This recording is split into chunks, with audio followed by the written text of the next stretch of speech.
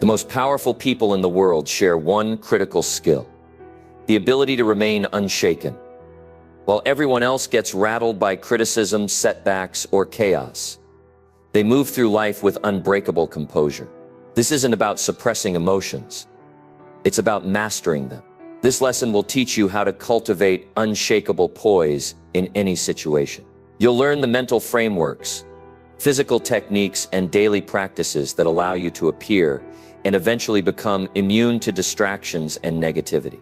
Whether you're navigating office politics, building a business, or simply want to handle life's stresses with grace, these strategies will help you develop the art of emotional control. If you're ready to stop being reactive and start projecting powerful calmness, this session is your training manual. Number 1, the poker face principle.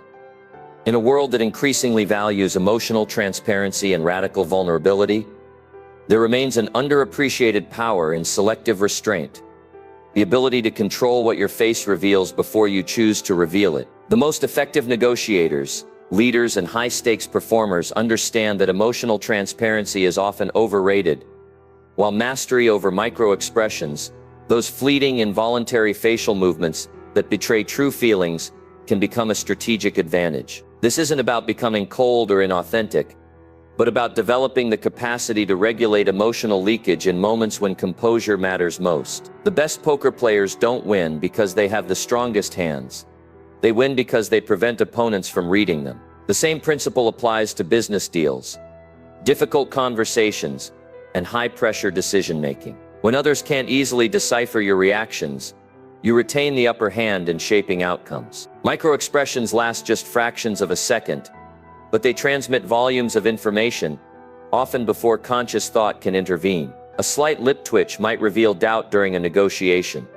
A quick eyebrow flash could signal surprise at an offer.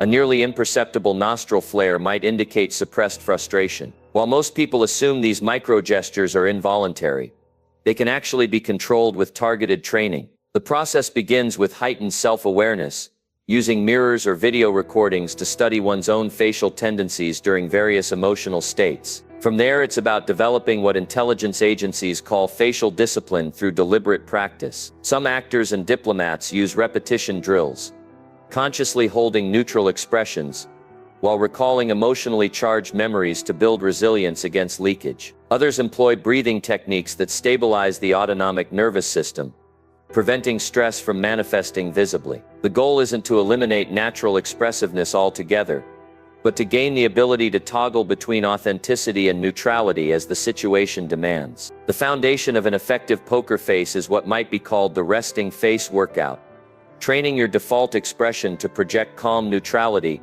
rather than involuntary emotional weather. Just as people strength train their bodies, it's possible to condition facial muscles to resist telltale contractions. This starts with identifying personal tells, perhaps a tendency to bite the inner cheek when nervous or crinkle the forehead when skeptical, and then developing counter habits. Some practice maintaining slight natural smiles, not grins, during stress, as this engages facial muscles that suppress negative micro-expressions. Others learn to slightly widen their eyes to project engagement while avoiding the narrowing that accompanies suspicion or doubt. The most effective neutral faces aren't blank slates which can read as disinterest or hostility, but warm, attentive masks that give nothing away unintentionally. Many high-level negotiators cultivate a signature listening face that appears engaged yet reveals no judgment, making counterparts more likely to disclose information while gaining little in return. What makes the poker face principle truly valuable extends far beyond deception.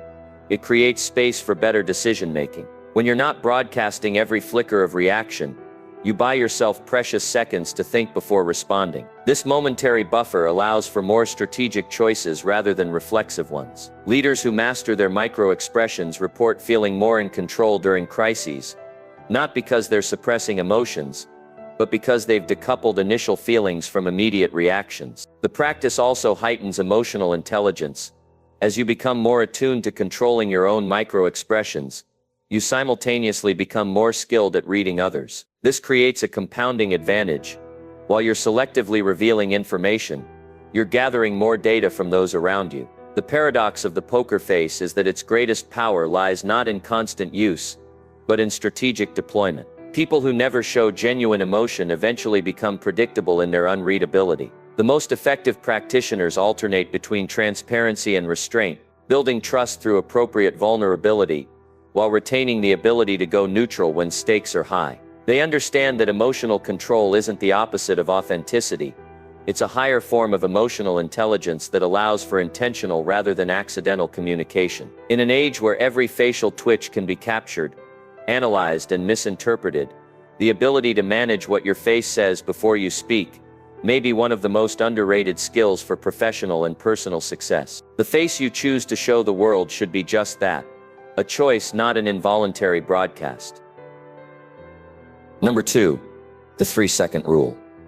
Between what happens to us and how we respond exists a critical, often overlooked space, one that determines whether we react impulsively or respond deliberately. The difference between these two approaches can mean the success or failure of a negotiation, the escalation or de-escalation of a conflict, and the clarity or confusion of a high-pressure decision.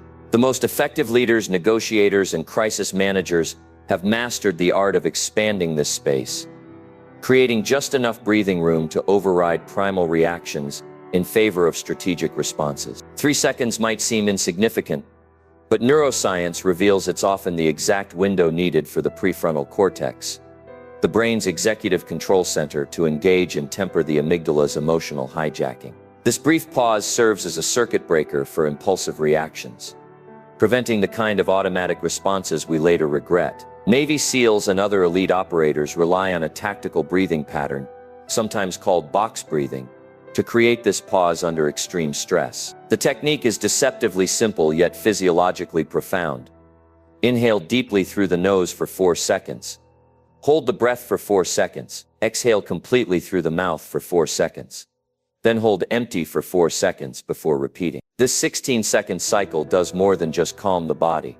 It forces the mind into the present moment, creating just enough detachment to choose a response rather than default to a reaction. The power lies in its dual action.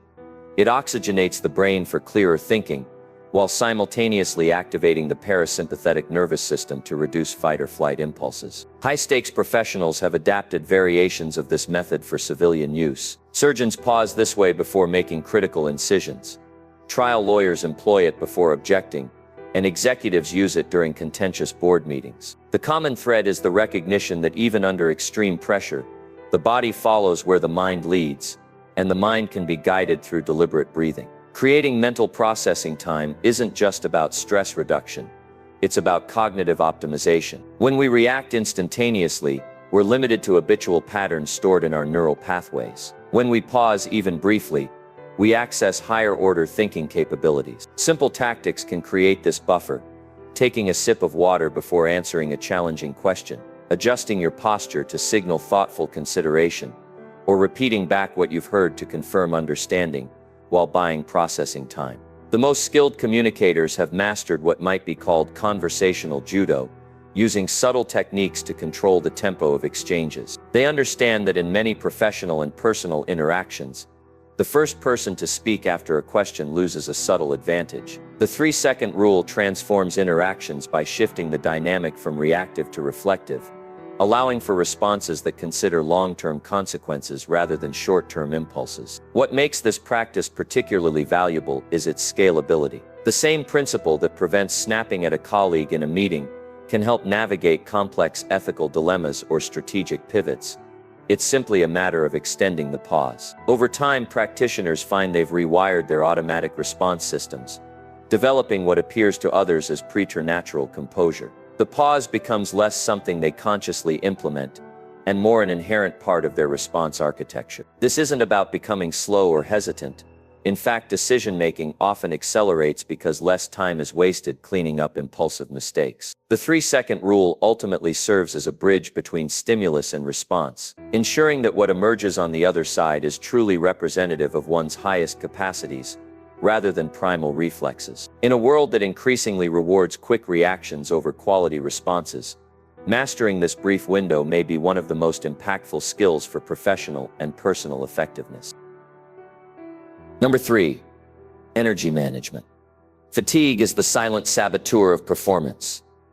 an invisible force that erodes decision-making, dulls emotional control, and amplifies stress responses long before we consciously recognize its effects. Neuroscientific research reveals that sleep-deprived brains show markedly reduced activity in the prefrontal cortex, the region responsible for executive function, while experiencing heightened amygdala reactivity, creating a dangerous imbalance where emotional impulses override rational judgment. This explains why exhausted professionals snap at colleagues over minor issues, make uncharacteristic errors in judgment, or struggle to maintain the very composure they've trained for years to cultivate. The biochemical reality is stark. Willpower is not an infinite mental resource, but a physiological process dependent on glucose, neurotransmitters, and hormonal balance, all of which are profoundly influenced by fundamental energy management practices. High performers across fields have learned that sustainable excellence isn't about pushing harder, but about recovering smarter, recognizing that their mental and emotional capabilities are inextricably linked to physical vitality. The sleep, nutrition, exercise trifecta forms the unshakable foundation upon which all other performance pillars rest. Sleep is the non-negotiable cornerstone.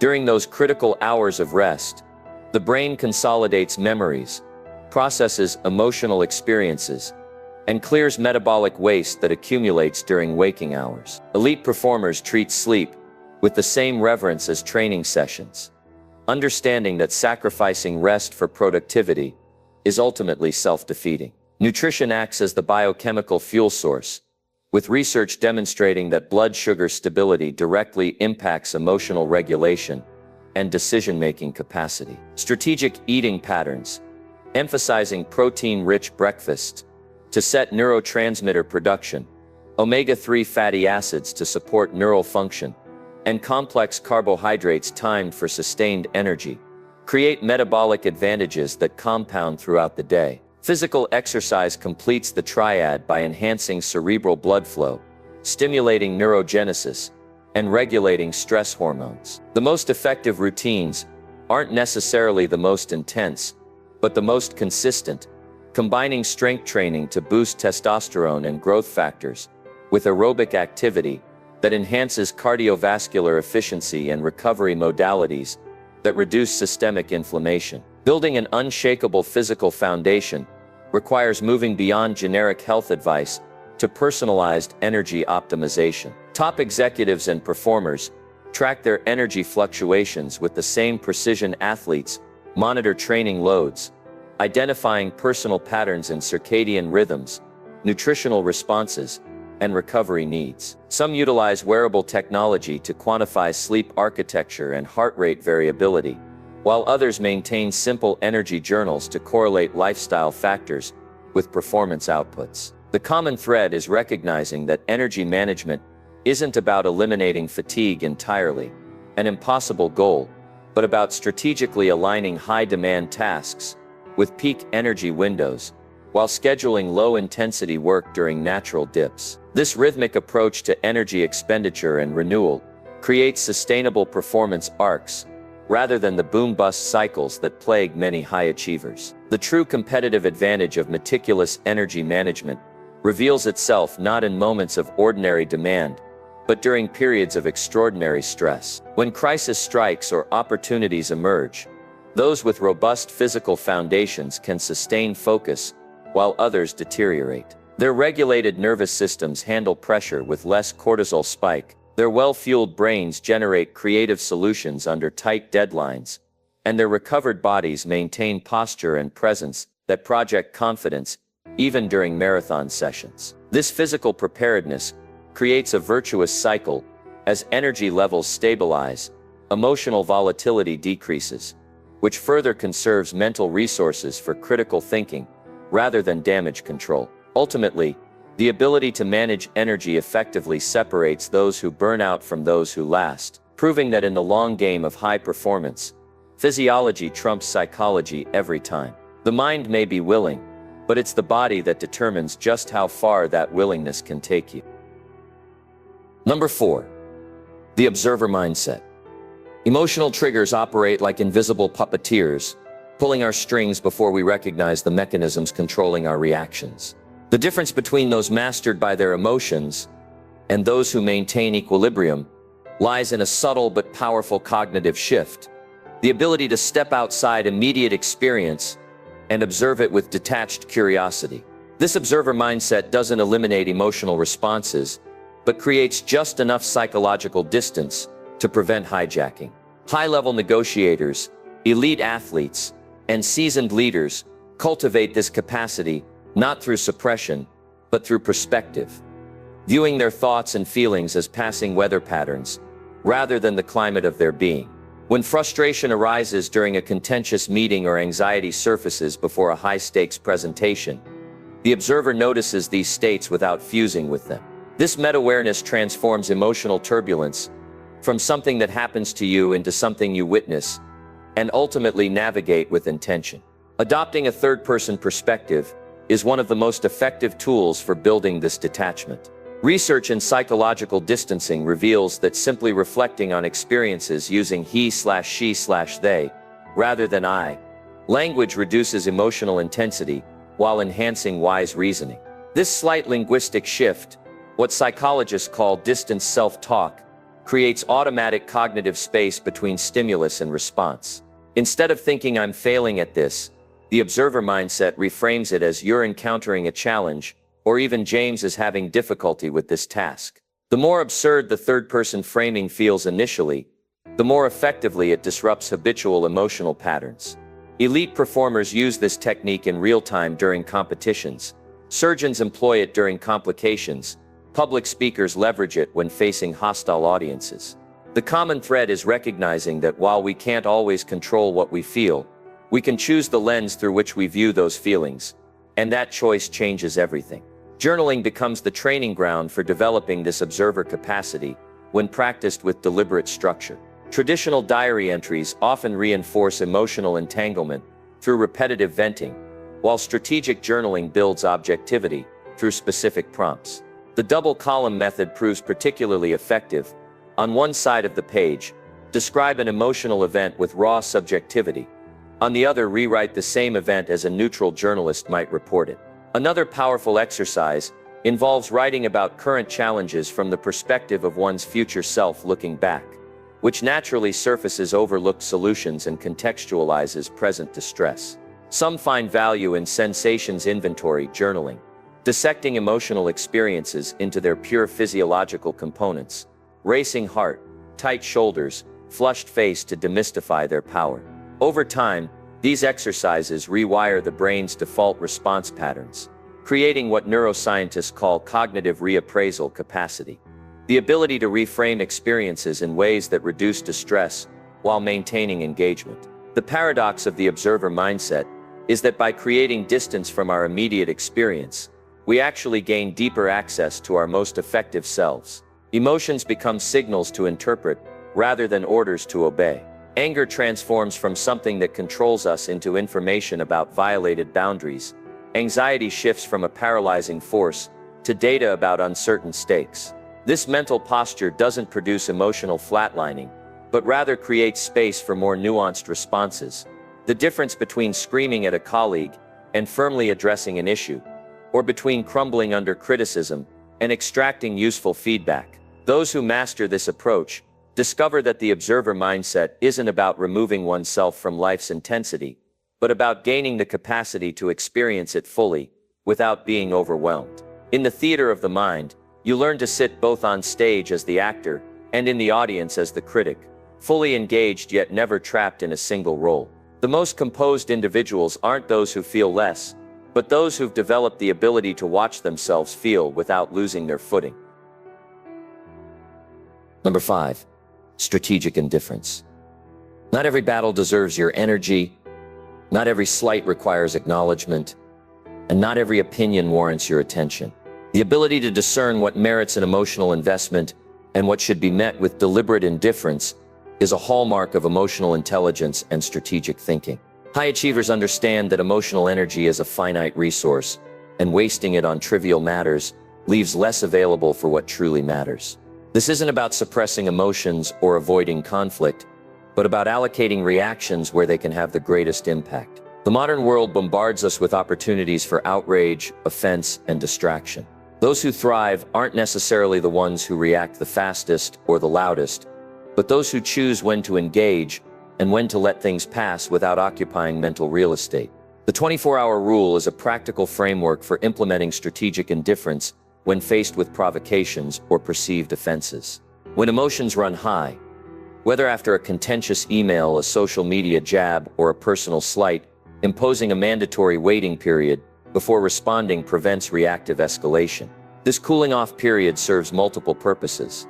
It allows the emotional charge to dissipate, provides time to consider whether a response is truly necessary, and often reveals that what felt like a crisis in the moment was merely a passing irritation. Many conflicts that seem urgent in the heat of the moment become irrelevant within a day. The rule doesn't mean avoiding confrontation altogether, but rather ensuring that when you do engage, it's a strategic choice rather than an impulsive reaction. Diplomats, executives, and seasoned negotiators use variations of this principle to avoid being drawn into unnecessary battles while conserving their energy for decisive moments. Mastering strategic indifference also involves cultivating an air of controlled unpredictability, making people wonder what you're thinking rather than broadcasting every reaction. Poker players call this maintaining a balanced range, not being so transparent that opponents can easily read your next move. In professional and personal interactions, this means resisting the urge to immediately signal approval, disappointment, or eagerness. When you don't reflexively react,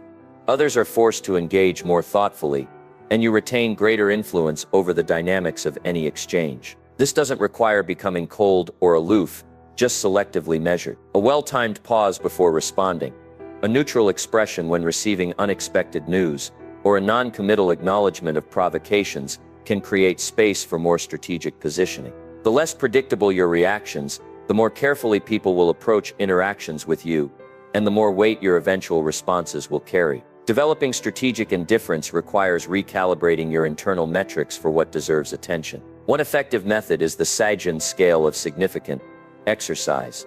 When confronted with a potential emotional trigger, ask asterisk, will this matter in a week, a month, a year? Most perceived slights, minor disagreements, and daily frustrations fail this test. Another technique involves distinguishing between asterisk actual asterisk threats to your goals and asterisk emotional asterisk threats to your ego. The former may require action, while the latter often benefit from indifference. Over time, this filtering becomes automatic, allowing you to navigate social and professional landscapes without being constantly derailed by minor disturbances. The power of strategic indifference lies in its compound effect over time. Each unnecessary reaction avoided preserves mental energy, maintains emotional equilibrium, and projects an aura of unflappability. People begin to assume depth behind your silence, strategy in your non-reactions, and confidence in your restraint. In negotiation, this can lead to better terms as counterparts fill the silence with concessions. In leadership, it commands respect as others learn that your responses are deliberate rather than reflexive. And in personal growth, it creates space for more meaningful engagement with the people and pursuits that truly matter. Ultimately, strategic indifference isn't about not caring. It's about caring asterisk, deeply asterisk about the right things. It's the understanding that by refusing to engage with every minor provocation, you preserve the capacity to respond with full force when it truly counts. The most formidable people in any room aren't necessarily those making the most noise, but those who've mastered the art of selective engagement, making their rare deliberate reactions far more impactful than others' constant chatter. In a world that often mistakes reactivity for passion and outrage for conviction, the disciplined practice of strategic indifference becomes not just a personal advantage, but a radical act of emotional and intellectual independence. Number 6. The Composure Toolkit. True mastery in high-stakes environments. Whether negotiating a corporate merger, testifying in court, or performing on stage, comes down to one critical skill: the ability to access instant composure on demand. The difference between those who crumble under pressure and those who thrive lies not in some innate calmness, but in a set of practiced physical and psychological tools that create stability when it's needed most. These techniques work because they bypass the thinking mind and operate directly through the body's neuromuscular pathways, allowing even someone in the grip of adrenaline to project and eventually feel complete control. Physical posture serves as the most immediate anchor for instant calm. The body and mind exist in constant dialogue, meaning you can change your emotional state by altering your physical positioning. When tension rises, most people unconsciously collapse their posture, shoulders hunch forward, the spine compresses, breath becomes shallow. This defensive posture actually amplifies stress by signaling danger to the nervous system. Deliberately reversing this, rolling shoulders back, lifting the sternum, aligning the head over spine, triggers an opposite cascade of biochemical responses. Studies of power poses show that holding expansive postures for just 2 minutes causes measurable drops in cortisol and increases in testosterone, effectively chemically rewriting a stress response into one of command. The hands tell their own story. Fidgeting or clenched fists broadcast anxiety, while relaxed, purposeful gestures communicate authority. Some professionals develop subtle tactile anchors, a thumb lightly pressing against a forefinger, or the sensation of feet firmly planted, as instant grounding mechanisms when needed. Vocal control forms the second pillar of composed presence. Under stress, the voice tends to rise in pitch, speed up, and lose resonance, as tension constricts the vocal cords. Trained speakers use several countermeasures. The strategic pause before responding, which both creates space for thought and projects deliberation. Downward inflection at sentence endings to convey certainty rather than question-like upward tones. And deliberate diaphragmatic breathing to maintain chest resonance rather than throat-based speech. The most effective voices aren't necessarily loud but textured, varied in pace and pitch enough to maintain engagement without revealing emotional turbulence. Actors and diplomats practice delivering emotionally charged lines in completely neutral tones to develop what's called effective separation, the ability to disengage content from emotional leakage. Over time, this training allows someone to discuss even volatile topics, while the voice remains an instrument of calm, rather than a seismograph of inner state. Developing an unreadable demeanor completes the toolkit. In poker terminology, this is the difference between an open book and a stone face, not the absence of expression, but the selective use of it. Micro-expressions, those fleeting facial movements that betray true emotions, can be minimized through awareness and practice. Many professionals train their default listening face, a neutral but attentive expression that gives nothing away unintentionally. The eyes particularly reveal inner states. Practiced individuals learn to maintain steady, relaxed gaze patterns, rather than darting or over-wide stress eyes. Some adopt the slow blink, deliberately measured eyelid movements that counteract the rapid blinking of anxiety. Perhaps most powerful is the cultivation of what intelligence operatives call baseline behavior, a consistent manner of moving and speaking that makes deviations and thus emotional tells harder to detect. This isn't about becoming robotic, but about developing the capacity to choose when and how to express, rather than being involuntarily expressive. What makes these tools so transformative is their reciprocal nature. Each element reinforces the others in a positive feedback loop. Physical poise steadies the voice, vocal control regulates breathing, and disciplined demeanor reduces stress signals that might otherwise trigger anxiety. With enough repetition, these techniques become automatic, a composure reflex that engages precisely when needed. The result isn't suppression of emotion, but the ability to experience intense feelings without being controlled by them. In environments where information is power and emotional transparency can be exploited, these skills create not just personal equilibrium, but strategic advantage. The truly composed individual isn't someone who doesn't feel pressure, but one who has trained their system to respond to it with grace, rather than panic, making them formidable in any high-stakes arena. Number 7. The information diet. The mind operates like a sophisticated processing system. What you feed it determines how it functions. Just as poor nutrition leads to physical sluggishness, indiscriminate information consumption creates mental clutter, emotional volatility, and decision fatigue. In an era where attention is the most valuable currency, guarding your mental space becomes not just an act of self-preservation, but a competitive advantage. High performers across fields recognize that their cognitive bandwidth is finite, and they treat it with the same strategic care as elite athletes treat their physical conditioning. The constant barrage of breaking news alerts, social media outrage cycles, and algorithmic content designed to hijack attention doesn't just waste time. It rewires neural pathways toward distraction, anxiety, and shallow thinking. The solution isn't complete withdrawal from information streams, but rather developing the same intentionality about mental consumption that nutritionists apply to food intake. Media consumption requires guidelines as deliberate as any professional protocol. The most cognitively disciplined individuals establish non-negotiable filters for what enters their mental space, applying criteria similar to how museums curate collections. Not everything deserves display. Some implement the three-question test before engaging with any content. Does this require action from me? Does this expand my understanding in meaningful ways? Will this matter in my life beyond today? Information that fails all three gets discarded unprocessed. Many successful thinkers practice selective ignorance, consciously choosing what to not know, recognizing that every piece of trivia absorbed crowds out space for consequential knowledge. They schedule media intake in defined batches rather than constant grazing, allowing for deeper processing, while avoiding the dopamine-driven refresh cycle that fractures concentration.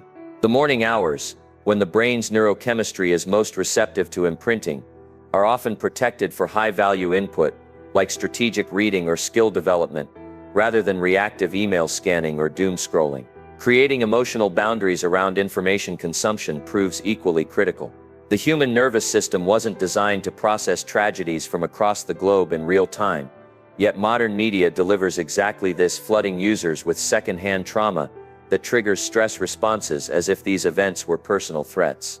Psychologists observe that chronic exposure to negative news produces headline stress disorder, with symptoms mirroring low-grade PTSD.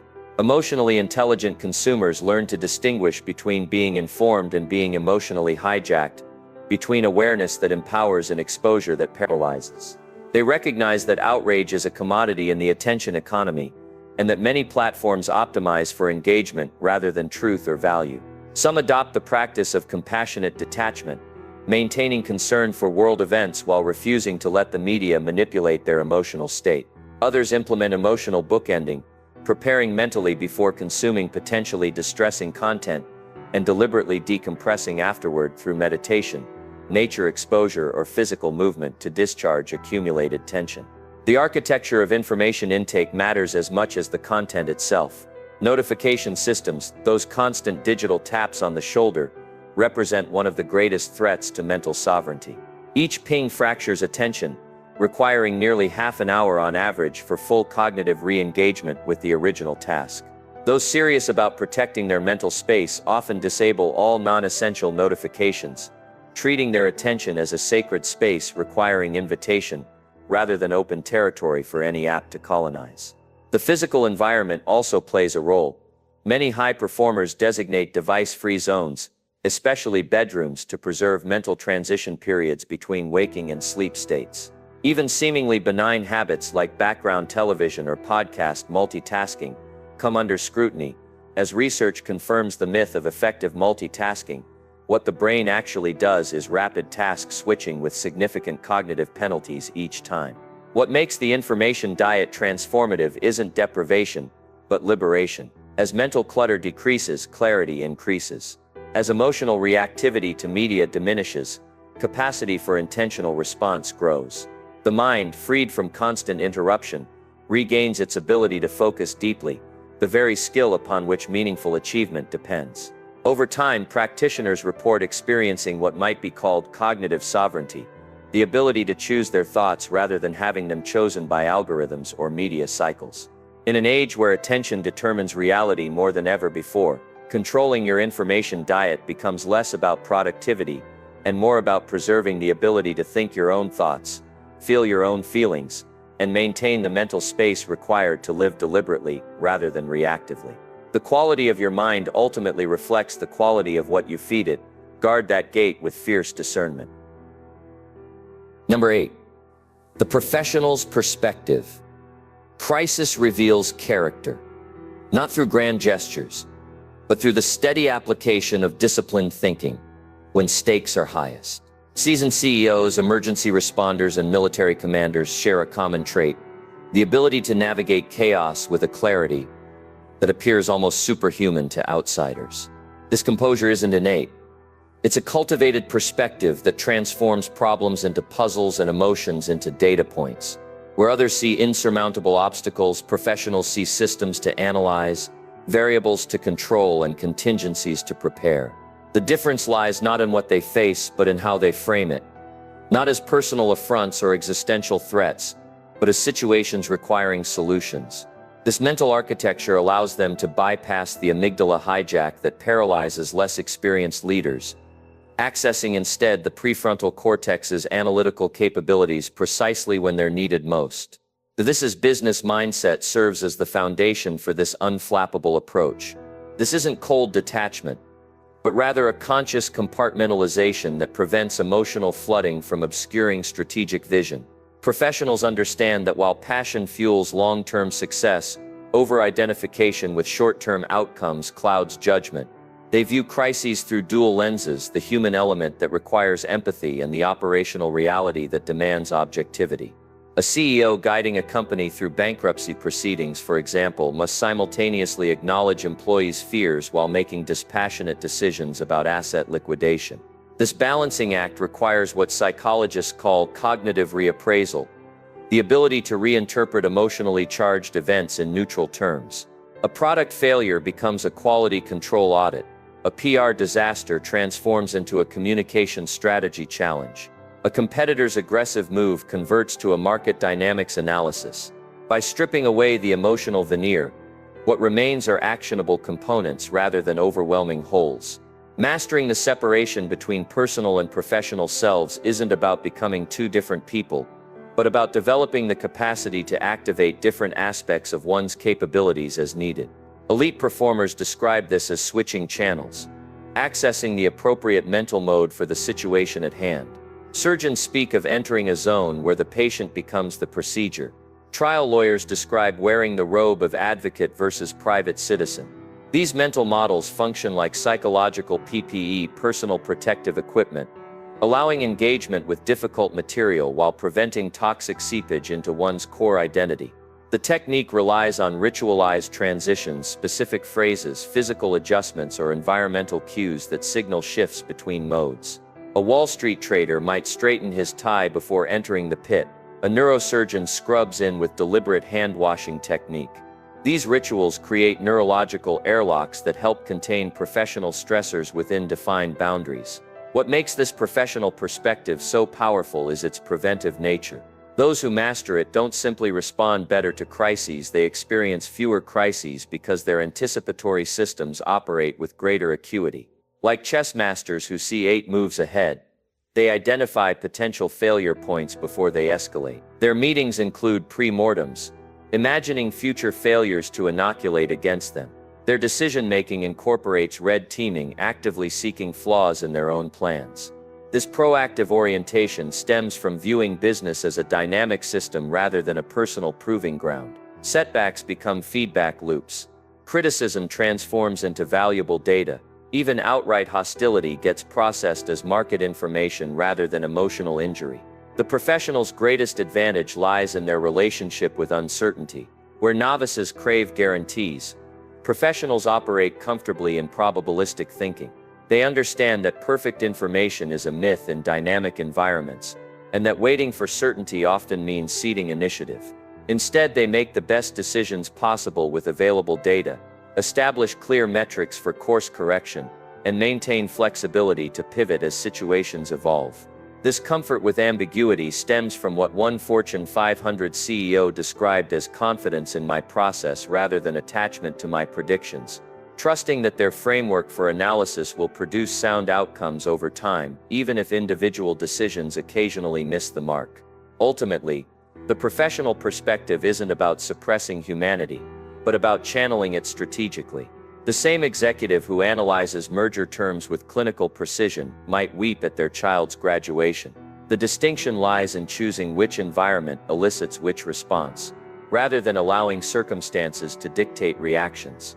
In a world where emotional reactivity is increasingly mistaken for authenticity and outrage passes for engagement, the ability to maintain professional perspective becomes not just a career advantage but a form of psychological freedom. The capacity to respond rather than react, to lead rather than panic, and to shape outcomes rather than be shaped by them. The calmest person in the room isn't the one who cares least, but the one who has mastered the art of caring appropriately, directing emotional energy where it can affect change rather than where it merely burns hot. Number 9. The long game mentality. Success rarely follows a straight line. It zigs and zags, with setbacks and detours that test resolve in the moment, but fade into insignificance when viewed through the lens of years rather than days. Those who achieve extraordinary results understand this fundamental truth. Temporary obstacles only become permanent defeats if you allow them to redefine your trajectory. The ability to maintain perspective during challenges separates those who realize their ambitions from those who abandon them prematurely. This long game mentality isn't about passive waiting. It's about active persistence, the kind that acknowledges present difficulties while keeping them in proper proportion to larger objectives. Marathon runners don't quit because 1 mile feels difficult. Chess grandmasters don't resign after losing a pawn.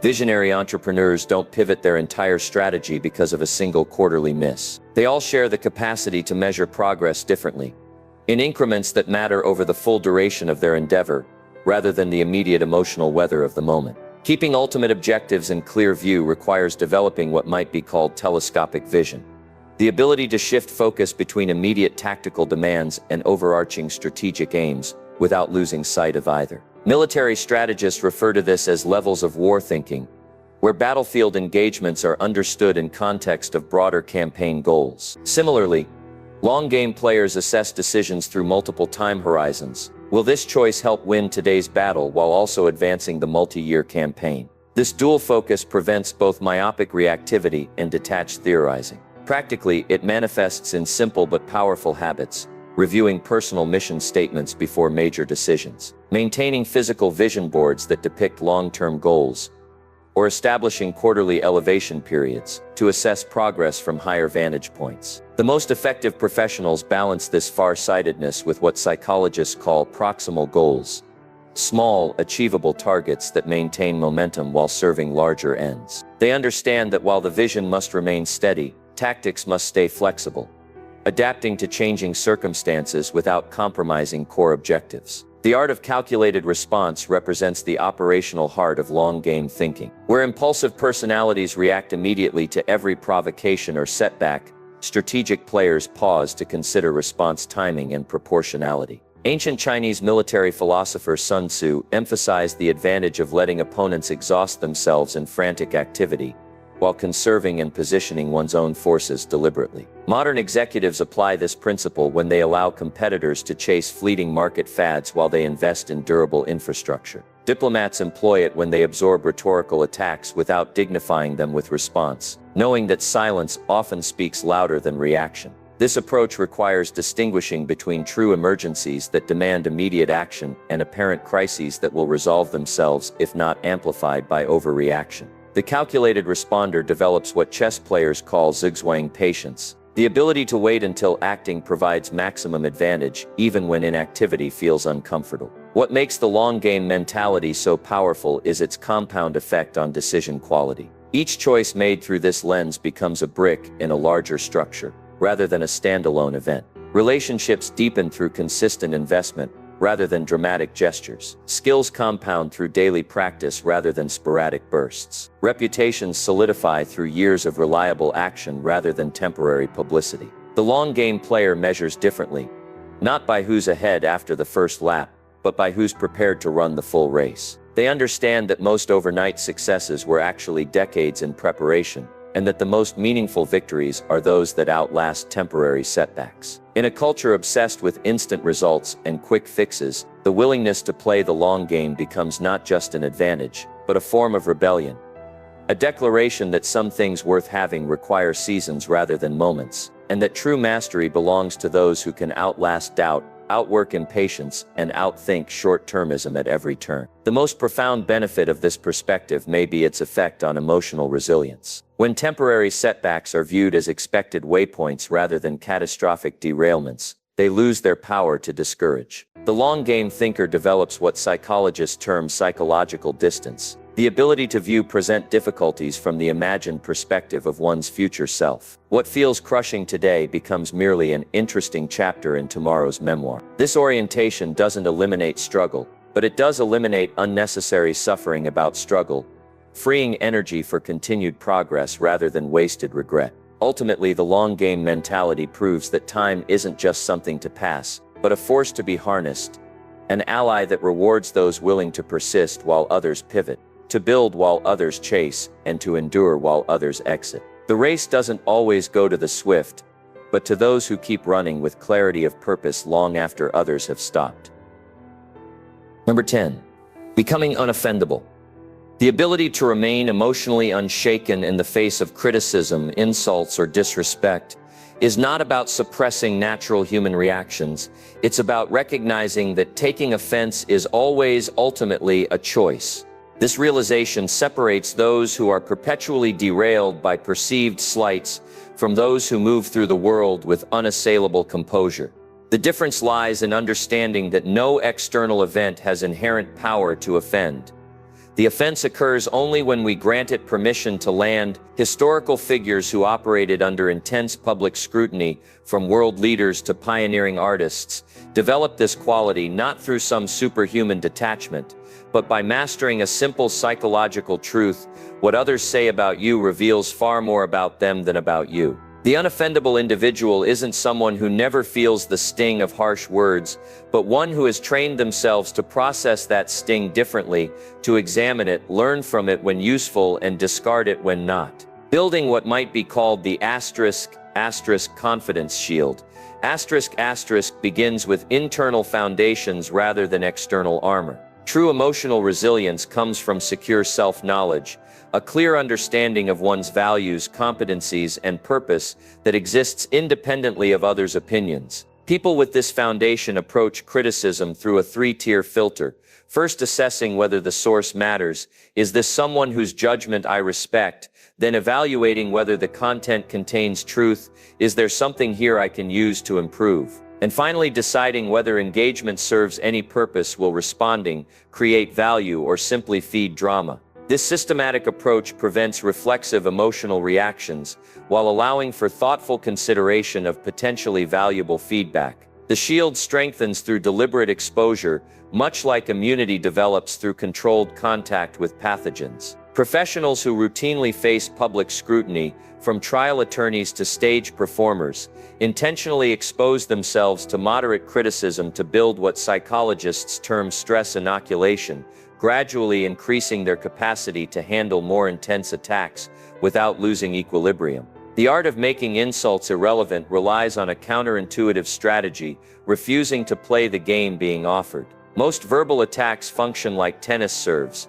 They only become active when returned. Without engagement, they lose energy and drop harmlessly away. This doesn't mean passive acceptance of abuse, but rather choosing responses based on strategic effect rather than emotional release. Some effective tactics include the Seichen linguistic redirect, acknowledging the comment without accepting its framing, the Seichen humor deflection, disarming hostility with unexpected wit, or the Seichen metaphorical umbrella, visualizing harsh words as rain sliding off waterproof material. Historical figures known for their composure under fire, from Abraham Lincoln facing political rivals to Jackie Robinson enduring racist taunts, mastered these techniques not because they lacked feelings, but because they had more important battles to fight. Their resilience came from keeping their eyes fixed on larger objectives, rather than getting drawn into every skirmish. What makes the unoffendable stance so powerful is its transformative effect on both personal well-being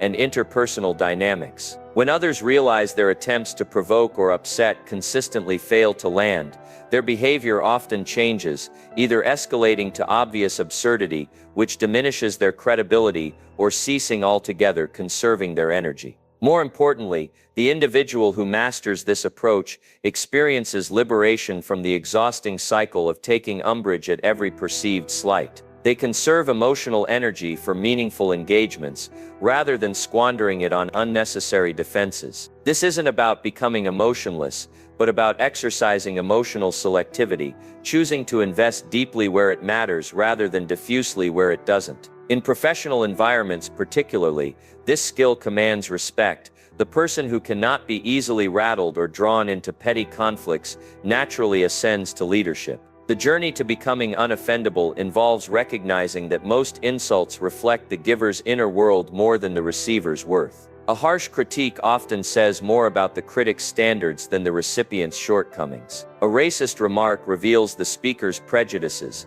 not the target's value. Even legitimate feedback delivered poorly usually indicates the giver's communication limitations rather than the receiver's failings. This reorientation from "what does this say about me?" to "what does this reveal about them?" creates psychological distance that allows for clearer assessment and more strategic response. Ultimately, the ability to remain unoffendable stems from a profound commitment to self-definition. When you know who you are, really know it in your bones, no outside opinion can shake that foundation. The insults may come, the criticisms may land, but they cannot penetrate to the core because that territory is already claimed. This is why figures who changed history, from spiritual leaders to civil rights pioneers, could face unimaginable hostility without being broken by it. They carried an internal compass that made external noise irrelevant to their direction. In a world where outrage has become currency and taking offense a cultural pastime, choosing to become unoffendable is perhaps the ultimate act of emotional and intellectual independence, a declaration that your peace, your focus, and your self-worth are not up for grabs by every passing comment or critic. The most powerful people in any room aren't those who react to everything, but those who respond to what truly matters and let all else fall away like leaves off stone. True power isn't about never feeling bothered, it's about never appearing bothered. By implementing these strategies, you'll develop the rare ability to navigate any situation with poise, making you unpredictable, respected, and ultimately in control. Remember, composure is a practice skill, not an inherent trait. Start small, perhaps with the 3-second rule or your poker face training. Over time, what begins as acting becomes your authentic, unshakable self. The world reacts to how you carry yourself. Will you give them the satisfaction of seeing you rattled, or will you master the art of appearing and becoming untouchable?